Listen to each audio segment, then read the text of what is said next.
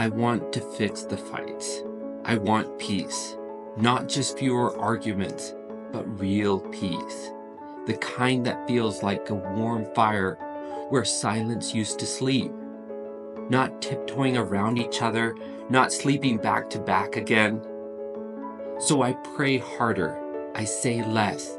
I try to be strong, but nothing changes. I feel like a stone wall standing in a storm. Still, steady, worn down by one gust at a time. And maybe you felt it too. Like you're showing up every day, doing your very best, but nothing gets through. Like love's still in the room, but connection left a long time ago. Sometimes instead of silence, it's like we're yelling through bulletproof glass. Nothing gets through. Here's what no one tells you or told me. We can't hear what we haven't learned to say, and we can't say what we haven't named. This is where I asked AI for help. Not with my marriage, but with myself. What happened changed everything. And I know it sounds weird and maybe a little bit ridiculous, but I wasn't outsourcing my soul. I just needed help slowing down my thoughts, making sense of the noise. Maybe you've been there too.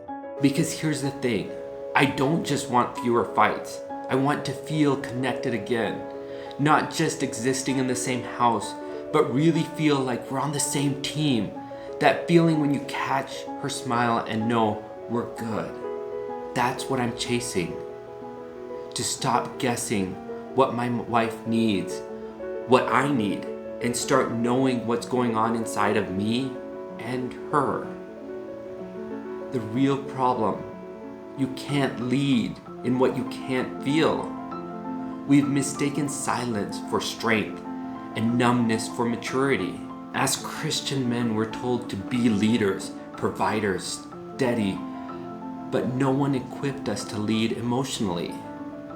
Matthew 7:16 through 17 says, you can identify them by their fruit. That's it, by the way they act. A good tree produces good fruit. So when I'm producing bad fruit, anger, guilt, and shame, then I know something in my heart needs to be heard. I need to get to Jesus in this area for healing. We've been disciplined into emotional blindness, taught to lead others without first letting God lead us into the hidden chambers of our own hearts. So I shut down. I lash out or go silent. Many times we both do. Not because we're weak, but because we're men trying to navigate a storm without a compass.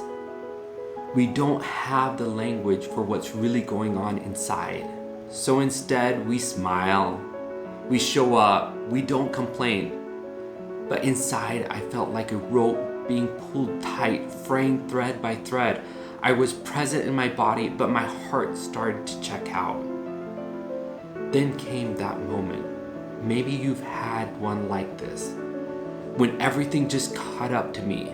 The stress, the noise, the weight I'd been pretending I could carry. And then one night, it just all cracked. We had another fight, another argument where we just weren't on the same page. The videos weren't uploading, everything was glitching. I didn't want to make dinner. The house felt loud and heavy, and I just sat there in silence. She looked at me waiting for something, anything, but I didn't know what to say. Not I'm tired, not I'm mad. I just didn't have anything. Just this. In my mind, I felt I don't know how to carry us anymore without dropping us in the process. And for the first time, I realized I wasn't just burning out, I was breaking.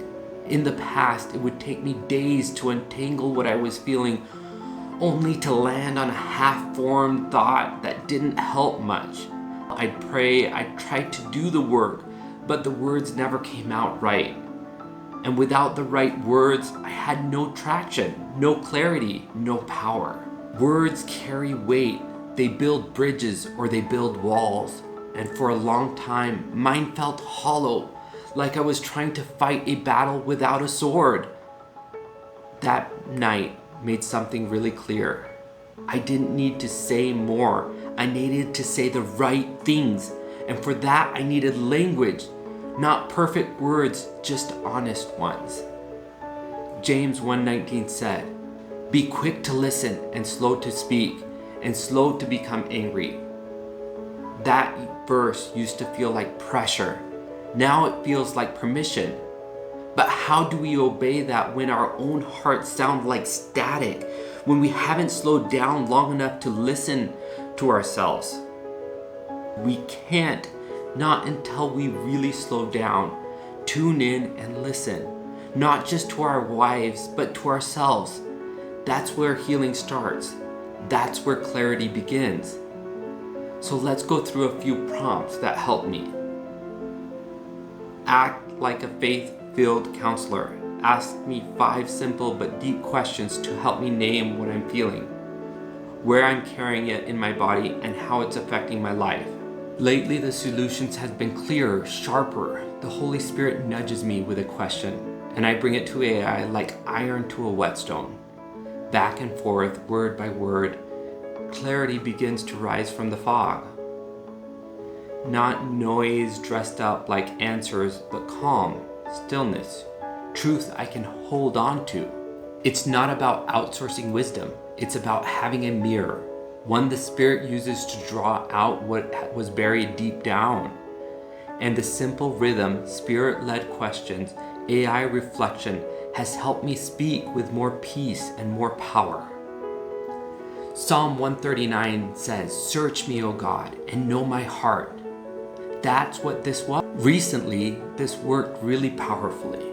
We were pushed too hard, afraid of failure, feeling frustrated with a lack of progress, and my wife was not sleeping due to the stress. I knew we needed to make a change, but we had thought about this many times already, both of us struggling to connect with the other person, communication styles really clashing. Before I could suggest that we change our course, I had to do something first. Get really honest about what I was feeling and what I was willing to lay down to support her. I used an AI prompt again, and it helped me get some clarity.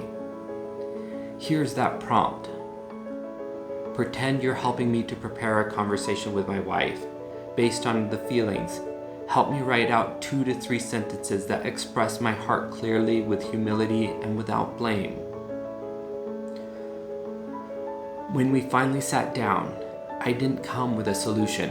I came with humility. I told her I don't want to lose our peace chasing a pace that's not sustainable. I'm okay letting go of my thing if it means we're really aligned again. She didn't just listen, she softened. For the first time in weeks, we felt like a team again. Together, we laid out a new plan that honored both our limits and our purpose.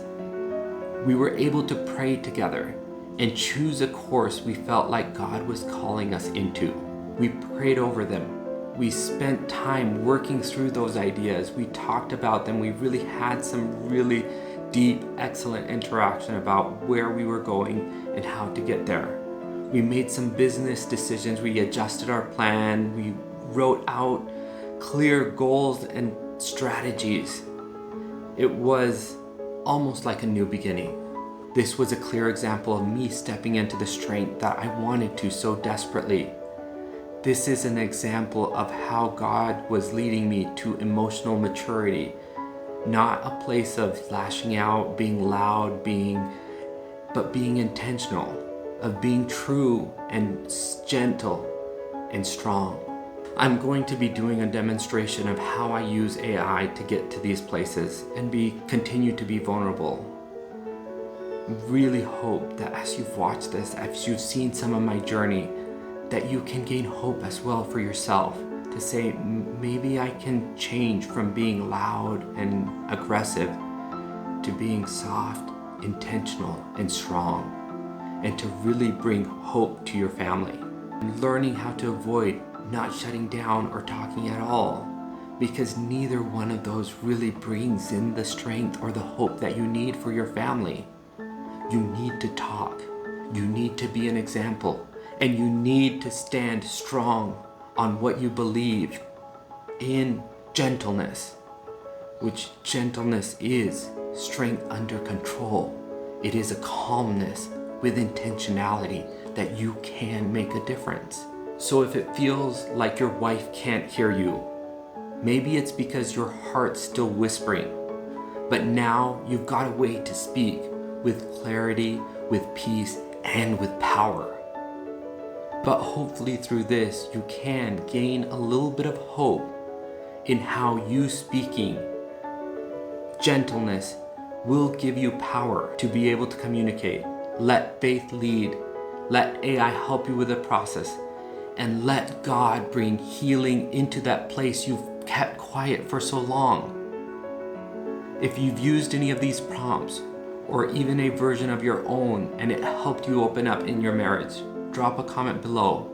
I'd love to hear how it went. If you've taken something from this video and it's helped you to reflect and look at your life and be able to ask questions of yourself and of others, if you have watched the next video where I go practically into how to ask questions of yourself using AI, drop a comment. Let me know how you're moving forward to heal your relationship with your spouse.